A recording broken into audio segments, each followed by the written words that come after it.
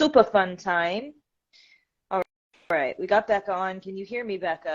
Yes. Goodness gracious. Yes, ma'am. You I guys don't can even hear want to you. know. Y'all don't So I'm want to gonna go know ahead and about. get Shane. We had the bright idea to record this podcast the day that Mercury station retrograde, and we've been trying to record this morning with Shane Like Ali 50 times. Yeah, so we were like, let's just do a video and then we can extract the audio. Are you recording, love? Please, and I will. Profit. I'm also like,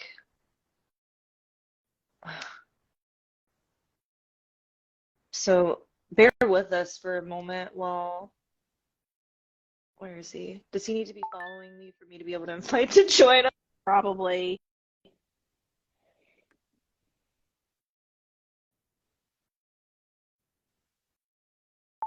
So we're doing a podcast episode this morning.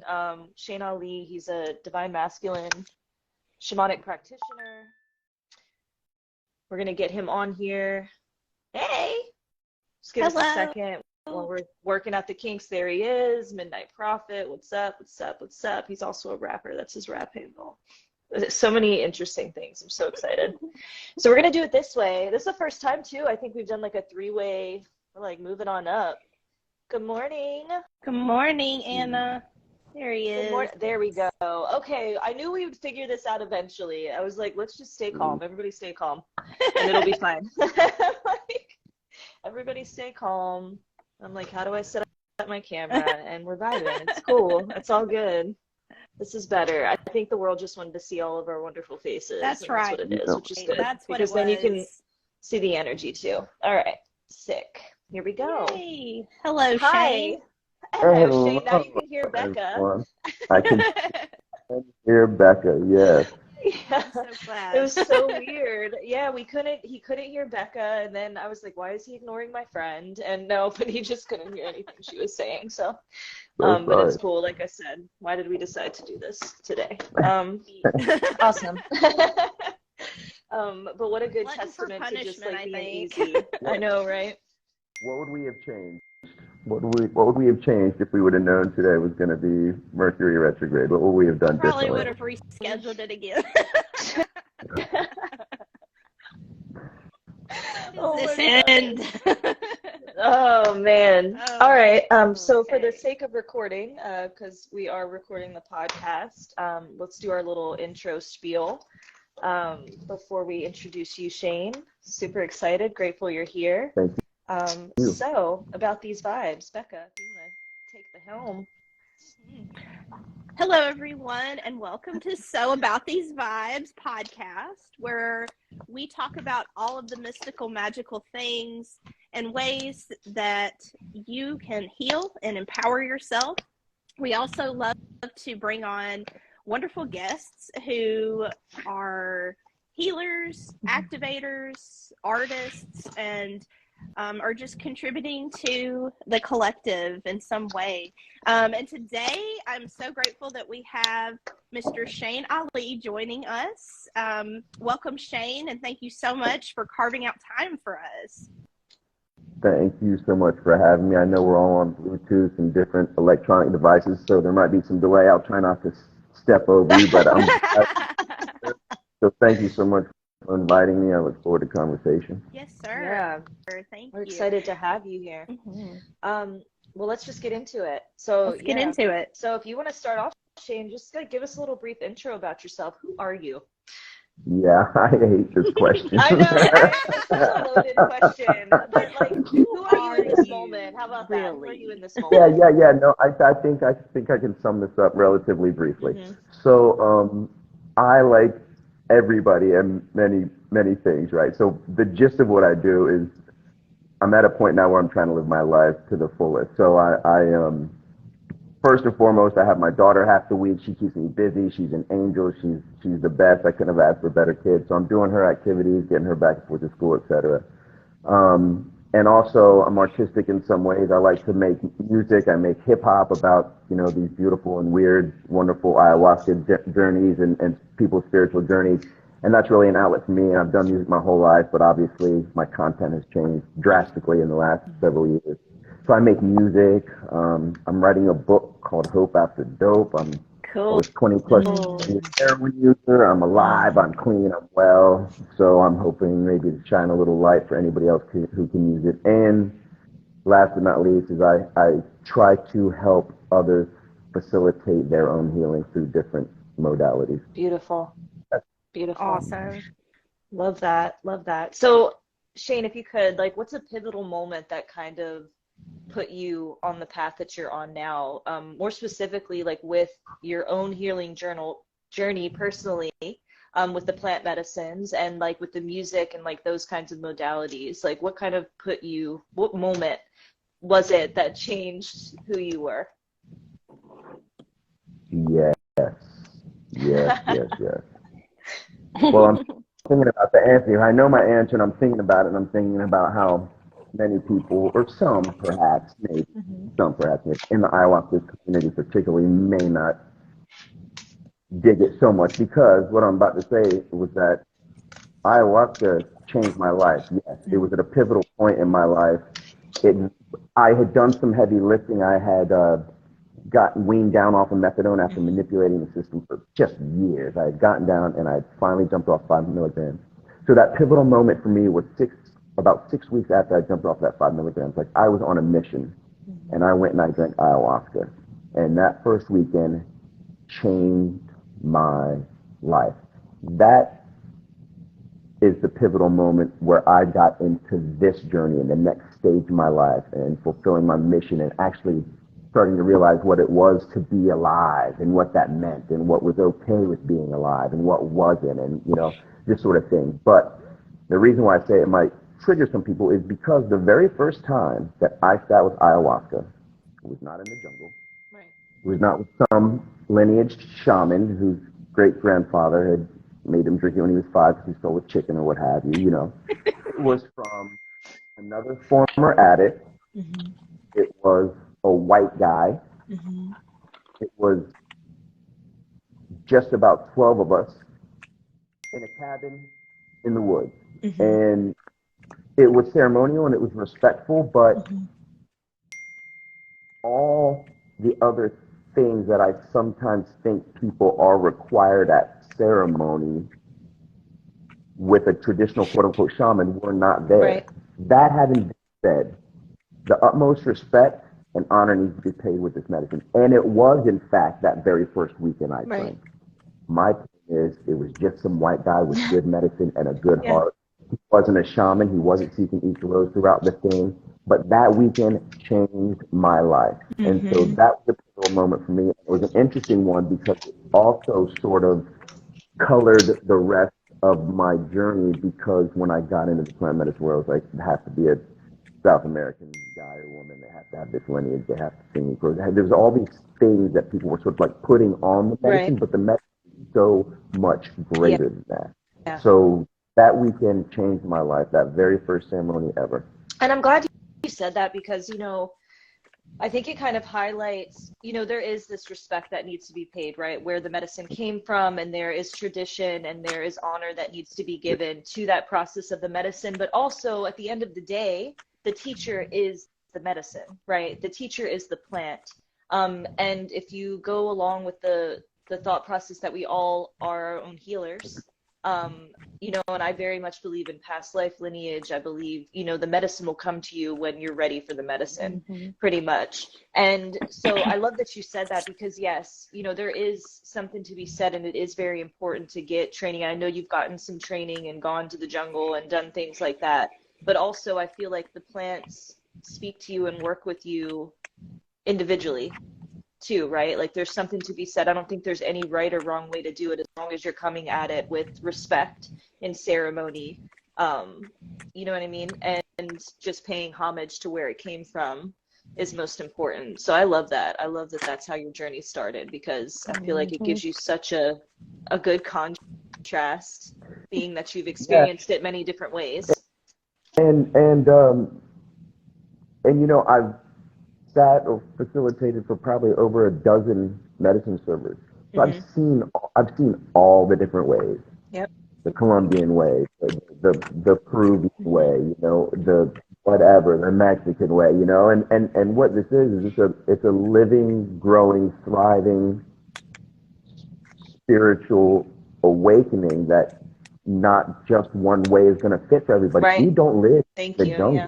We live in a first Exactly. world country, you Yeah. know, where there's different stimuli going on constantly. We have to adapt to that, and then we have to use that medicine that's come out of the jungle now for a reason to implement it realistically in the world that we live in. Right. Exactly. It's a beautiful viewpoint because not everybody has access to the jungle either. And you know, I've worked with the plant medicines too. I haven't had the pleasure of going to the jungle yet. I am going to one day, but I haven't yet. But I have worked with the medicine. I've worked with others with the medicine. And you're absolutely right. We do live in the West and we do live on a different set of guidelines. And it's just like the medicine is here for a reason. So, you know, there's just a respect that needs to be given to it. I love that. Yeah. I really love that. Thank you for that perspective, Shane. Yes, ma'am. So how did this, so of course you started the healing journey, like using the medicine for yourself, for your own healing journey. How did this kind of translate into you becoming a shamanic practitioner? Okay. That's a loaded question. Well, this is, and I, people call it whatever, you know, people call themselves or each other whatever. I personally don't like Or any of medicine the, man. I know, you know, yeah. Well, I know you don't like that, shaman, so I know shamanic practitioner, but medicine man. Okay, what made you become a medicine man? and I understand, I understand what you're saying, but I don't know why that gets. I really have to think on that. Why that really bugs me. So I'll tell you. So at first, for me, this was just all about me. I had gotten my, you know, that first ayahuasca ceremony, I lost so much fear, shame, guilt, regret. The medicine told me, you know, you do you, you're your own creator for you and your daughter. So I was like I was cleansed, I was empowered, and I realized like I'm alive, and like it felt good. And so I felt like when offered to go to another ceremony, it's like, yeah, I'm going to do that. I'm going to see what's up. You know, I was just curious, just like everybody else. I knew my first weekend had been transformative, but I was like, it worked. It's doing good stuff in my life. Let me go again if it's being offered. And so I did. And that led into another because I was leveling up a little bit each time. And they were difficult ceremonies and beautiful ones and the whole thing. But I personally ended up here because I started seeking my own healing. Yeah. Like I was going for me, you know, so I was just going to continue to grow and to learn and to heal for me and for my daughter. And over time, after, you know, dozen plus, you know, whatever ceremony weekends, the medicine, I began to develop a relationship with the medicine. So at first I was sort of at the medicine's like whim, like getting thrown in a whitewater rapid, you know, It'd like be several like ceremonies, like, and even to this day, I can go very deep and completely lose my shit and be out of touch and just have to surrender. I mean, that still happens. But in the early days, I had no idea what the medicine was, and we were just getting familiar with each other. But as time and ceremonies went on and integration continued and daily practices strengthened, the medicine, I feel, started to become more of a part of me. And so I started to open up to the uncomfortable messages that were coming. I was told very early on, I think it was probably my third or fourth weekend ceremony, to quote, give it back. And I didn't know what that meant. Okay? And I remember even asking the medicine, like, what does that mean? Give it back. What does that mean? What does that mean? And while that's what I do now, I have been very cautious about thinking that I have any greater role in anybody else's healing but my own, because there are lots of charlatans and frauds and actors out there. And I wasn't even aware of this at the time. At the time, it was like, well, I don't deserve to work with the medicine. I shouldn't be, you know, I didn't do this and that and all these, you know, sort of things that people think need to happen first. But I was very worried about like thinking that I could jump in and do something for other people. So I just continued to sit with the medicine on my own. And as time went on and my daily practices continued, it became apparent I had to do more, and I let that unfold naturally. And I've sort of ended up here. I don't really know how I got here, honestly. Like, it's a bit of a mystery to me, you know. I try to just trust my intuition and stuff, but, you know, here I am, and that's why I kind of cringe a little bit when saying, what do? You know, like, Yeah. this is how I got here, and I just have to trust the whole process. And that's always what I do. And I also want to say this: while this medicine and these plant medicine communities and ceremonies are a large part of my life, I always try to keep my mind at, I need to be okay if it were gone tomorrow. Yeah. Like if we're all gone tomorrow, I'm still good. I'm still working my little job a couple nights a week. I still have my daughter and her stuff. I got the music and the book and the film. Like, I think a lot of medicine servers don't have that. They don't Right. practice what they preach, and then this medicine thing becomes Their their whole identity. life. Yeah. They start to hold on to it and try to control it and manipulate it, and then it's their financial.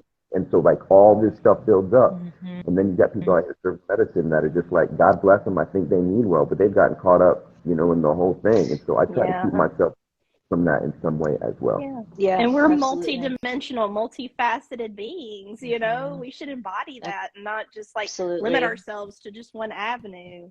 100%. Love that. Yes. Becca, you want to ask the next question? This was your question. I know you love to ask people this question. Do you have them pulled up? No. Okay, gotcha.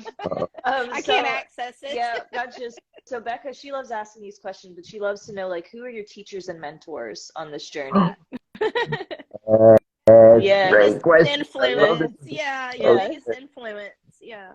And I get long-winded sometimes, so if you need to cut me off, just give me a yeah, so I have to say, besides the book Living Buddha, Living Christ by Thich Nhat Hanh, the Vietnamese Buddhist monk who I think just passed recently, that book's always been with me, but probably the single most important sort of guidance in my life has been Joseph Campbell.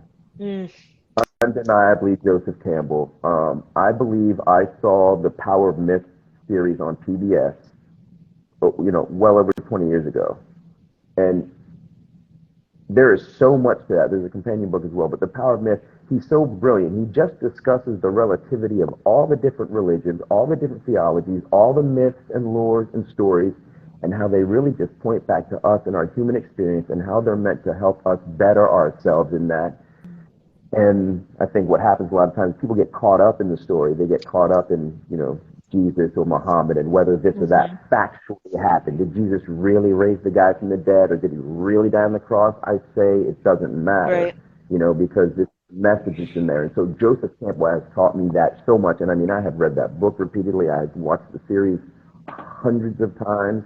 It is brilliant. So Joseph Campbell, The Hero's Journey, this is all Joseph Campbell's. There would be no Star Wars without Joseph Campbell. He's influenced so much art. And The Hero's Journey is huge, and I'm reminded of that, every day, and particularly when I help talk to other people, because as I speak to other people, it reminds me of things myself. So when I'm talking to people about their issues, and I'm telling them things and giving advice, I'm hearing it all myself and thinking it through myself as well. So this Hero's Journey from Joseph Campbell is a huge one, and we can go into it more if you'd like, but definitely I'd have to put him at the top. Yeah. Gotcha. Yeah, I know we both like Joseph Campbell, so I know we definitely resonate hardcore with that. How can you not? I know, right? I love that. Anyone else that stands out to you? Or is there somebody in your life that you know personally that has? Do you even just? I'm just kidding. So now this is, you mean like someone personal in my life? Yeah, as well. Oh snap! Are you rolling out the scroll? No, this is a hard one for a whole other reason, because obviously there have been numerous people throughout my life who have touched me here and there, or had some sort of influence. But as far as like someone who's helped me with this particular journey and getting, not for nothing, man, I've been doing this on my own. Hey, that's all right. You can be your own teacher and mentor. I love that. For sure. No, there's been no real, and then sometimes even when I thought somebody might be that, it turned out not to be that. And so I just had to come right back to me again. Yeah. Then when I was, again, guidance, advice, tips, experience, But as far as like someone who like stuck by me and was like, I got you through this, dude. No. And that's why I try to fucking do that for other people. And why I Right. created this because obviously I can't contact everybody. But if we have a group of men, and we do, and if anybody's interested, please hit me up and I'll add you to it. But like, then guys can talk to each other and support each other and be there through this, because everybody's just struggling through it. People are going through divorces and they're losing their houses and they're struggling to survive, and they broke their leg and they don't have insurance, you know. And it's like, that doesn't seem like, you know, a guru on a spiritual journey, but Jesus Christ, we need It's those real. people in our lives. It's And so many of us Mhm. didn't have it. And a lot of the people I talk to, because they're empaths and whatnot, are sort of reclusive. So then, like, on top of it, they don't really have a support group. And then if they do, they're like, well, I'm not doing well, so I don't want to reach out and bother anybody. And that's what this is all about. So I would urge everybody, as this community grows, to stay connected and to give people resources. And if you think of somebody in your meditation, just throughout the day, reach out to them. That's how this Absolutely. whole thing works. Those Yeah, pings, yep. Something that I didn't have, and I think that as I raise my daughter as well. That's beautiful. So would you say, like, also, like, the medicine, the plants kind of offer a mirror to the self? They kind of offer that mirror to reflect to us the teacher that's within us. 100%. And this is also the problem. This is also where some people's egos can get in the way. Absolutely. Because you get empowered in this state. You get emboldened. You're shown that you're divine. Fuck, we're divine. We're part of everything in this cosmos. And if you don't have yourself in check, if your intentions aren't right, you know what I'm saying? Right. If you're not doing your own fucking work, you know what I mean? Then that's a recipe for disaster. That's why we have fucking wars and why we have, you know, insane stuff going on, you know? So, yeah, I mean, that's my little tirade. Yeah, but... And that's why I think it's important, because I know also, like, working with people with the medicine, I use the medicine, and that's why I love you and how you are continuously in communion with the medicine, because I think it's so important when you're serving other people to be in that relationship with it, to be doing the work, to be integrating with yourself continuously so that you can be the conduit, right? Because I think that's what we're supposed to be, as a conduit to the medicine. We're not supposed to be the ones who are, like, you know, given the journey and, like, you got to go through that on your own. We're just a conduit for source, for spirit, to show you your, you know, to allow you to see yourself and allow the medicine to do what it's supposed to be doing. Like, we're just a placeholder, essentially. But I also think it's so important to be in communion with the medicine as you're, you know, facilitating for other people. I like, you know, Shiva's a strong symbol with me, and he usually has a triangle sword in there as well. And so that medicine hands you a sword, and you can use that sword to either cut away the own delusion and the stuff that doesn't serve you in your own life, or you can turn it on somebody else thinking you're swinging with a good reason and do, you know, possibly not the best thing. I'll leave it at that. You know what I mean? But, like, if you don't keep your own ego in check, you know, and so that mirror can show a demon sometimes. You know what I'm saying? So how you gonna do that? You know what I mean? You need to work on that shit, bro. You know what I mean? So yeah, I mean, it's important. It is. So you kind of lightly touched on the masculine aspect. So I wanted to ask you, so you do a lot of divine masculine retreats. So a question we had was, what does divine masculine mean to you? And how does that correlate with the divine feminine? So it's a two-part question. So what is divine masculine to you, Shane Ali? Yeah, so, yeah, so first of all, I'm single, right? So don't listen to a word I said. Ladies, go ahead and drop the DMs, Midnight Prophet, take an application. So no. Thank you. That's not why I was saying. That's not why I was saying that. I'm just trying to be a good wingman. That's all. Come on. Thank you. I think I was saying that because, you know, I might not be the best person as far as relationships and stuff go. I'm joking, but okay. So the divine masculine. This is a big one right now. This is a big one right now where we are in the world and in time. So much is shifting and changes. It always does, and so we have to learn to navigate this as well. With you know, gender equalities and the whole nine. And of course, I love everybody, and I want everybody to be happy and love and marry who they want, and then probably divorce.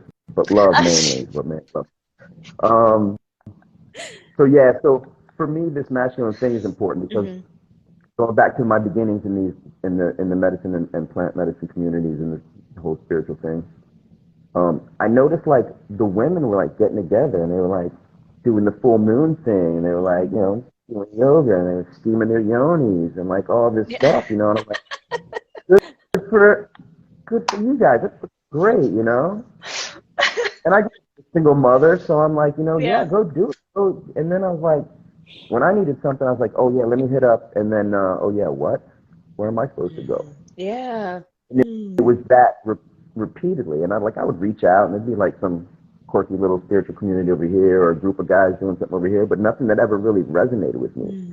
And I think it's because, God bless us, the men, most of the men, a lot of the men in these spiritual communities are trying so hard to hold space and be kind and compassionate for the feminine and to accept all the things and to support the feminine. And I love and I appreciate and I support that. But I think somewhere in there, we got a little lost. Right.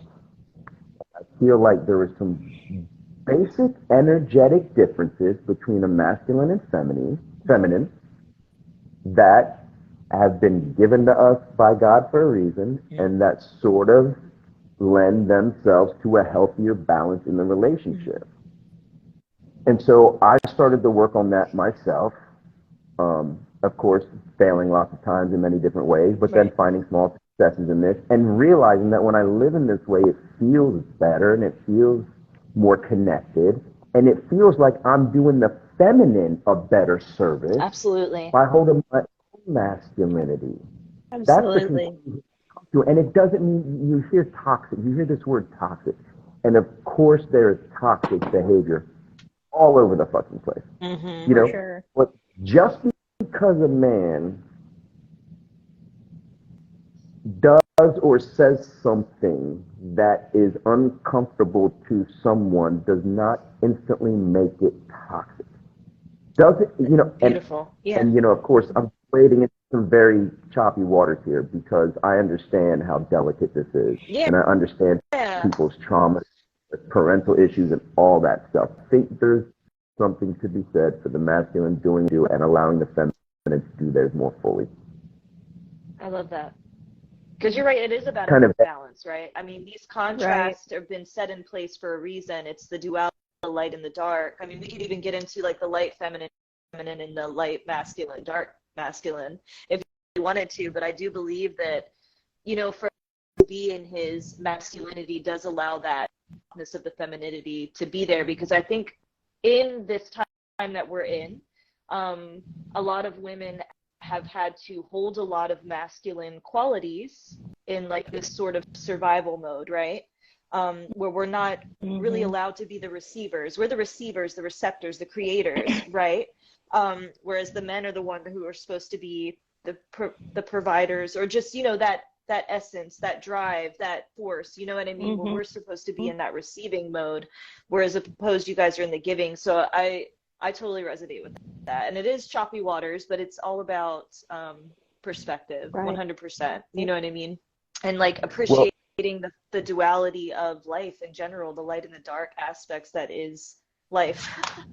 The swings, It's just the pendulum swing, and when women started to find their power, in the 60s and 70s, it was a struggle at first, and then they got a little traction, and at that point, I think men were trying to sort out on their side, like, okay, what does all this mean, and how do we take this on? The women are doing all these things now, and then so I think, again, while some men probably fought back in very unhealthy ways, I think many men were like, okay, we're going to let this go, we're just going to, and like they sort of lost something in that when they should have said, no, instead of backing up and saying, we give you this space, they should have said, no, come and let me us, hold you come. in that. Yeah, absolutely.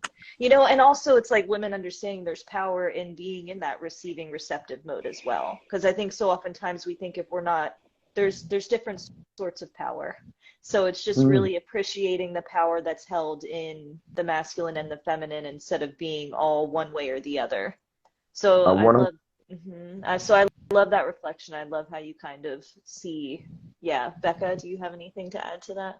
It's a beautiful conversation. We could have a whole thing about that. And I think that energy and whether it's a hetero relationship or a Mhm. homosexual relationship or whatever, even in that individual relationship, those boundaries are sort of always coming and going, right? Because Right, maybe there's a absolutely. moment where one sees one or the other, and so it's on those two people in the relationship to find out how those energies are flowing and to support one Communication. another in that. Yep, Yeah. communication, the ability um to say what your needs and desires are in a relationship. Like I think that those are all very important to kind of establishing those guidelines in a And, relationship, 100%. and again, I'm single, so don't listen to anything I say.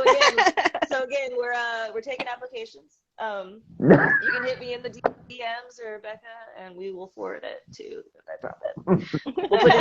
We'll put his deets in the comments. Yeah. You're How tall are you, Shane? How tall? okay. What we know you're a Sagittarius sun, yeah? Do you know what your moon and your ascendant is? Like 6 or 7 of my things Me are in Sagittarius. Like, me too, brother. yeah, So I know how that goes. He's yeah. spicy, ladies. He's got that fire, just letting you know. Anyways, And he likes to travel. and he likes to travel.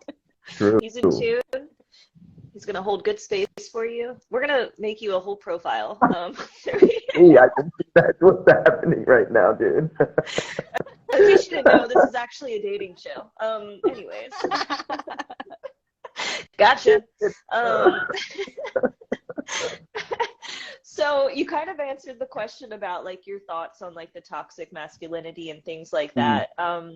So kind of tell us a little bit about these divine masculine retreats that you hold and kind of what the template is as far as helping men kind of step into their divine masculine essence unapologetically and with an open mind and an appreciation for both the masculine and the feminine.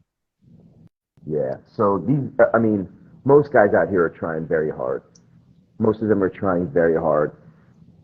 And a lot of them are like not sure what to do, and they're walking on eggshells. And a lot of us didn't have a father or didn't have a male presence in our life, so we're not even sure what it even means. And so the men's retreats are a chance for all of us to get together, to support one another, to have sacred ceremony in a safe, sacred space.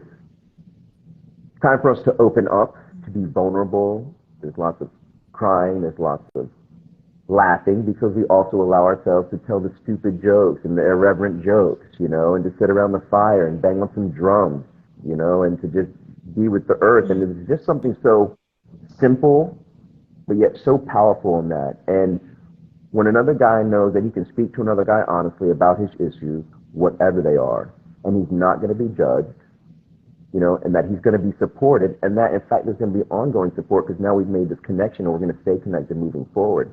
I mean, that's a beautiful healing space to be in, and I think it's important that guys have that. And, there's a guy out there today, and he's going to his 9-to-5 job, and he's stressed out, he's got the wife and kids back at the house and the mortgage in the car, and he may not have anywhere to go. Maybe he goes and plays golf on the weekend, but who's he talking to? Does he have somebody who's really trying and has some good insight? Or is it just another guy that's struggling to survive and playing golf? So it's just a different avenue for people who are in these crazy little circles that we run in. It's just a safe space for them to be able to come and to share and to heal and grow. So these retreats are really big, and they're big in an energetic way. Beautiful. And they're beautiful events. Beautiful. And you hold these in multiple places, right? So you kind of travel to do these, and also we'll make sure to put all that information on here too, and how people can find you with that. But that's, you kind of bounce around all over the place, right? Do you have one that's coming up soon? Yeah, what you got? Yeah, we do. The January retreat is all booked up, and I haven't really planned one after that. But if people want to just stay in touch with me on social media or whatever, then I usually post upcoming events there. But yeah, every couple months we do one. I kind of do it when I feel like people need it. Like, in other words, I'm not just planning retreats just to plan retreats. I'm like, I love that. Just listen to my intuition and my meditation. I'm like, I think it's time. Okay, let's ask these guys. And then I'm sort of like, I'll put it out there. If these guys want to do it, cool. And if not, also cool. Because plenty of other things to do. So, but they're amazing events.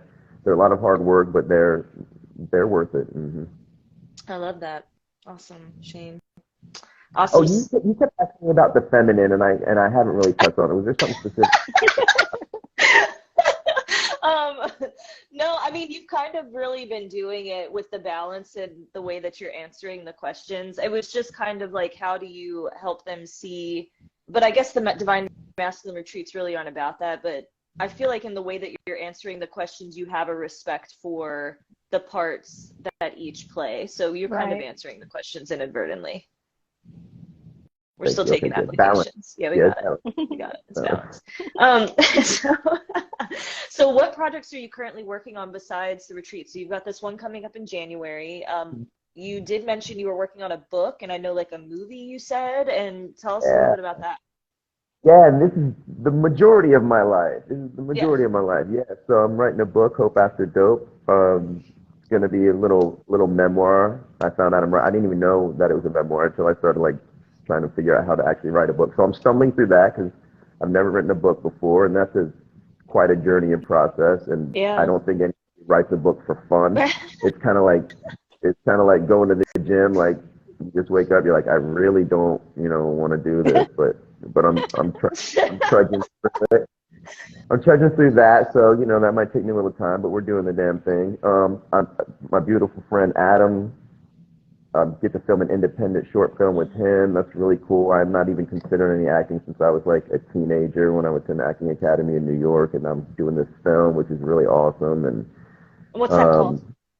you know, I don't Title? know if he's got a title. I don't know if he's got a title yet, but it's a beautiful story. This guy just approached me out of nowhere. I was helping out a market somewhere, and he just like approached me. He just had this big sheet and grin. He's like, "Hey man, I'm doing a movie, and you look like a guy that's in it." And I was like, "Whoa." I was like, Wow. "All right, dude." I'm like, yeah, everybody's doing a movie, man. I know. I was like, "Send me the script, and I'll read it. I'll read it." And he sent it, and I read it, and I was like, "All right, this is kind of good." So I'm doing that. And then of course I'm always working on some songs. I've always got 2 or 3 I songs in the know. Second cup. Anyways, that's probably my favorite. You're on Spotify. I think you're on like Apple, and you're on all of the streaming platforms. Yeah.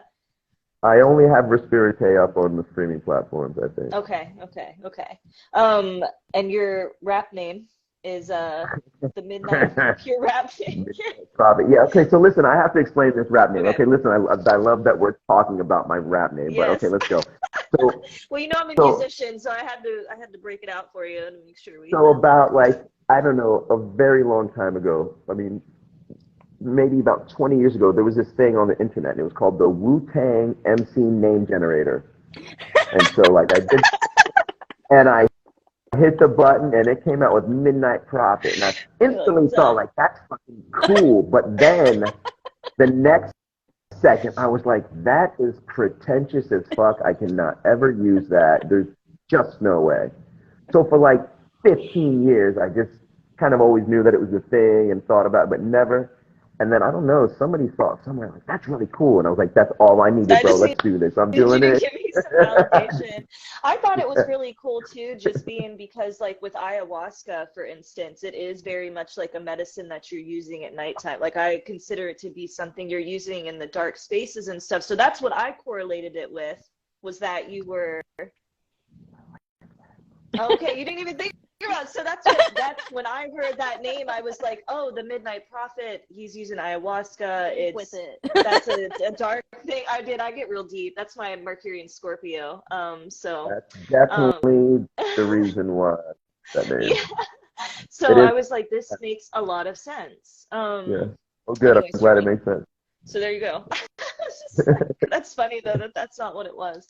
Anyways. It is now though. Yeah. It is now. So what kind of led you to start doing music? So you've been doing it for a little while, yeah?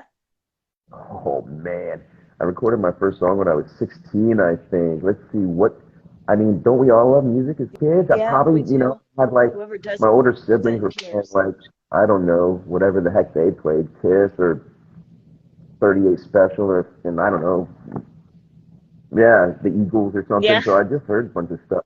But I will say though, I got into hip hop when I was really young, like in 3rd grade, and I was going back to like the early 80s or so, so that's when hip hop was brand new, and I remember like being one of the few not black kids that was like into it, and I remember all the beef I used to get for it from haters, and now I look around and say, my, how times have changed. Mm-hmm. But so I kind of loved all that stuff from a really early age, and then I guess I just found it a natural expression for myself, Beautiful. and so yeah. Because I know personally, I use music as a form of like emotional alchemy. Like writing and doing things like that is a way that I kind of like alchemize my emotions and process things and integrate things. So, yeah, would you What kind say? of music do you mainly do? I'm sorry, say that again. What kind of music do you mainly do, like to make? Well, I am an aspiring rapper. I wish I was a rapper like you. But I do a lot of soul. I do a lot of soul kind of funk, indie kind of stuff. So, yeah, maybe this will be a segue into us doing some music together. Like, No get doubt. on the I'm hook, here get for on the it. hook, right? No doubt, yeah. I'll Becca's be gonna y'all's come in with the manager. backup vocals. She's gonna manage us. Well, yeah. Nice. Well, I'll tell you this, actually. Half the time, people say this. It's you know what? This is a good point. So ayahuasca made me a much better man of my word, too. Hmm. A lot of times people say, yeah, dude, let's get on a track, let's do something, or I'll sing the hook, right? I Yeah, speak to yeah. some ladies, hey, I'll sing a hook. I'm like, I send them the track, and then like I never hear from them. I'm like, hey, did you listen to that track? He's like, yeah. Like, I mean, if you're saying to somebody you want Let's to do do it. a We just song, did it on the interwebs too, so I'm not now suggesting it's official. you would do that, Ashley, but I'm saying many people do. When you said, like, maybe we can collab and I can get on the Yeah. hook, I was like, yeah. And then I was like, oh, but wait, I've been down this road. But I was like, these motherfuckers ain't going to do that. I'm serious. Becca knows. And like I said, we've got it now. Now it's recorded. So now Okay. we've got the Now you've accountability Yes. got to to it. do But I'm it. super serious about it. So we'll link up as far as that goes. And then yeah, if you just want to tell us, he's like, I don't know. We'll see. We'll see. Trash. No, but for real. So yeah, just to kind of wrap it up, tell Yeah. us just about like all of the offerings that you give. We're gonna make sure we put all of your socials in here, and things like that. But what are like your primary offerings? Yeah. I offer my own healing. If anybody would like to get in contact with me, please reach out to me via social media, Shane Lee on Facebook, and right here, whatever we're doing here on Instagram, right? Midnight_prophet_ on Instagram, or just private message me. I I don't want to give what people don't need. So whatever people need from me, if I can, I will. Beautiful, beautiful. Yeah. Thank you, Shane. And you said you had a retreat coming up in January. It is closed, and That was you'll be posting. So if they follow you as things come up. Now, would also, if someone's interested in having a retreat or have like a group of men that are interested, can they reach out to you and maybe you can help facilitate something in that way? Absolutely, absolutely, Okay. 100%. And then do you feel comfortable talking about the divine plant medicines that you serve? We work with different beautiful natural plants. Beautiful. We'll have them reach Yeah, out to you. and every ceremony and people's requirements are different. Mhm. So I don't think that one thing is sort of for everybody, which a lot Right. of people who circles Absolutely. do. I think different things are for different people depending on their needs, and that's like a really one-on-one thing or a group, Yes. a concerted group Love thing. So yeah. that. Okay, cool. So we'll reach out to Shane individually. Yeah. Man, thank you all so much for Oh, having me. yeah. I appreciate it. This Yeah, is the 100%. Thank you for being here. Also, ladies, so in case you didn't catch that, we're taking applications for Shane. He's single, ready to mingle. And Ashley's gonna no, just make kidding. sure Shane's married by the end of by the end of next I year. know. It's cupping season. I'm just trying to get them linked up. No, but awesome. Thank you so much, Shane. It was really, when I first linked up with you and met you, it was really just a beautiful experience, and I'm glad that we've stayed in contact. And look forward to seeing you. I know that we might be seeing each other here in the next few months, but we'll talk about that later. I know we're getting things going with that, but really grateful for you. Becca, did you have anything that you wanted I to feel like ask? get anything in. Becca, you good over there? I know, I was over here talking the whole time. It's all good. It's all good. She took the reins today.